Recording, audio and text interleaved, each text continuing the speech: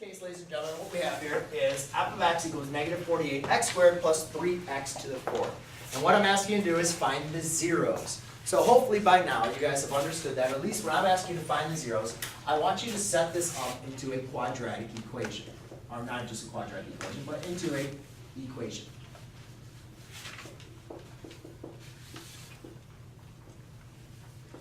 Okay?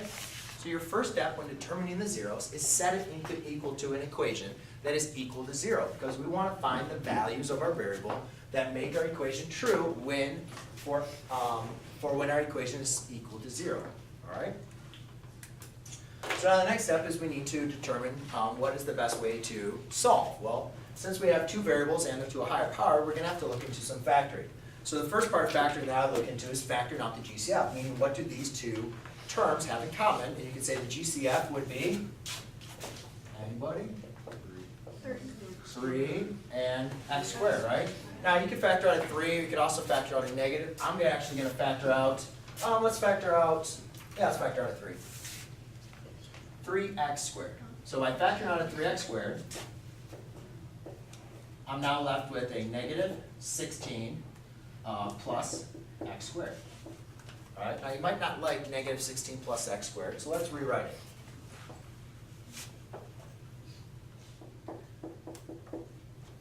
X squared plus 16. Okay? Now, I'm actually going to solve this over here. Now, if I wanted to solve this, the next thing is, so now I have a product equal to 0. Once I have a product equal to 0, I can now apply my 0. That's supposed to be negative 16. It is negative 16, thank you. But now I can apply my negative, or my 0 product property. So I can say 3x squared equals 0, and x squared minus 16 equals 0. Then you solve. Notice how the 3 is not affecting everything, right?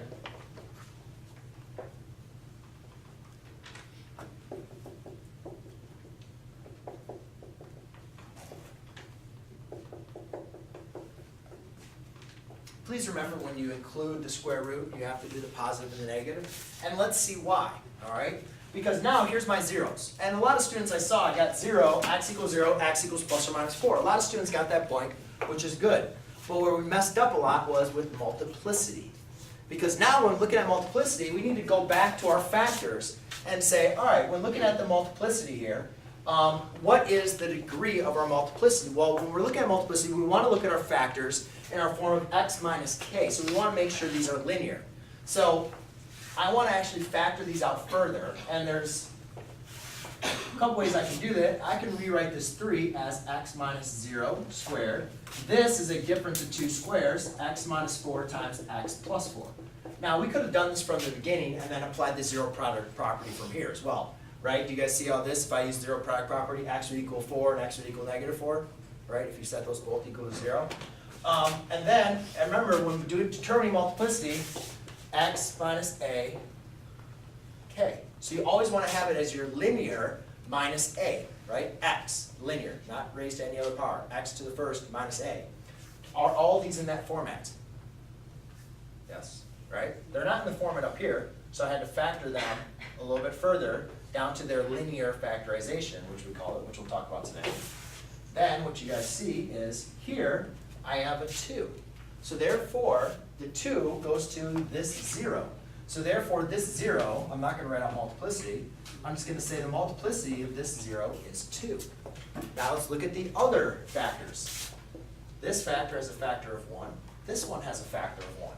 So therefore, these two zeros both have a multiplicity of 1. Does that make sense? Go through? So a lot of you said, oh, the multiplicity, here's the 0, 0, positive plus or minus 4. And then you said multiplicity is 2, or multiplicity is 1. Every 0 has its own multiplicity. So when you guys are providing the zeros and the multiplicity, make sure you are very detailed on which 0 has which multiplicity. Okay? Because remember, if it has an odd multiplicity, that means these two zeros, the graph crosses. And when it's even at this 0, the graph touches. There you go. Very good. Don't worry. All right, any other questions on that? Because I still got